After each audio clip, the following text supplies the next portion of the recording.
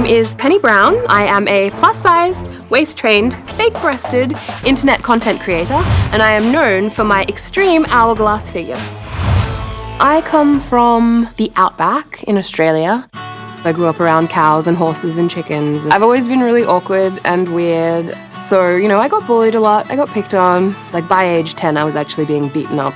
Handling those sorts of issues definitely gave me very thick skin. Greetings, boys, girls, and gender rebels. Today you are joining me on the basics of lacing a corset. I definitely live in the digital world. As far as YouTube fame goes, I'm actually fairly small biscuits. My next goal is to have that YouTube notoriety.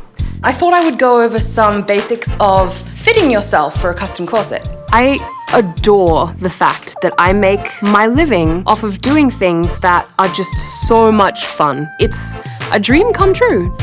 Bye. Corsets are definitely a form of body modification, and body modification is something that I definitely enjoy. It is an art form. You make yourself into a piece of art. Corsetry doesn't really do anything to your body that being pregnant doesn't automatically do. Like, it might shift your floating ribs a little bit, it'll move your organs, but all of those things are standard practice for the human body. My husband is in the United States Air Force. I was living in Japan, and then I was living on an American military base, so it was like a foreign country within a foreign country for me. And then my husband deployed. I was definitely very kind of depressed with where I was at the time. So one day, I just kind of thought, I'll take some photos for him. And I put on my corset. When I first put on my corset, I was the heaviest weight I'd ever been. And something serendipitous just kind of happened. It just fit me so perfectly. It felt so comforting. And I just kind of didn't take it off. My first breast augmentation, I was 23. I had 800cc silicone implants put in, and when I came out the other end, I was quite upset. It didn't change the shape or the size all that much. I still wanted that extreme, big, perfect cleavage, so I needed to have a second surgery. I told my surgeon, go crazy. Put in however much you feel is safe. I actually remember waking up and I had 2,530 cc's and I was so excited. But I did have some scars. Because I do view my body as artwork, I think any things, even if they're small, are something that can be improved. I'm hoping that the doctors will be able to assist me in minimizing my scarring. It's something that I would like to see fixed. Hi. Hi. I'm Penny Brown. I'm here to see the doctors. Nice to meet you. I'm hoping that the doctors will be able to assist me in minimizing my scarring from my previous surgeries. Penny. Hi. How are you? Hi, Dr. Nassif. Hi. Terry Dubrow, nice to meet you. Hi, you too. Penny's got the highest breast to waist ratio that I've ever seen. You waist train. Yes. What was your waist to begin with? It was like 38, Okay, and now it's 20. 28, but the smallest it's been was 23. Wow, and how much did you have to wear the waist trainer to get it to do that? That was 23 hours a day. I don't like the idea of waist training. I've read about so many complications in regards to lung problems, intestinal issues. Did you have any problems? Not at all. Nothing. Nothing with your, Nope. your lungs? No, not at all. How about your intestines? Anything else like that? I mean, you have to eat really regular small meals, and there's certain things you have to cut out of your diet, like spicy food and anything carbonated, and all sorts of stuff like that. It's like it's a lifestyle, but as long as you obey the rules of having squished organs.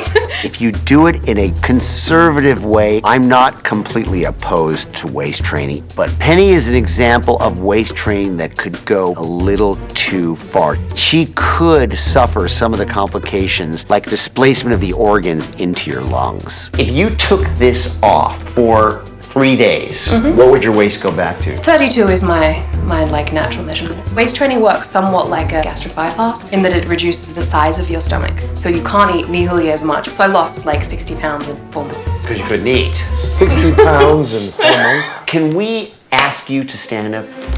Wow. So let me ask you, let's stand up.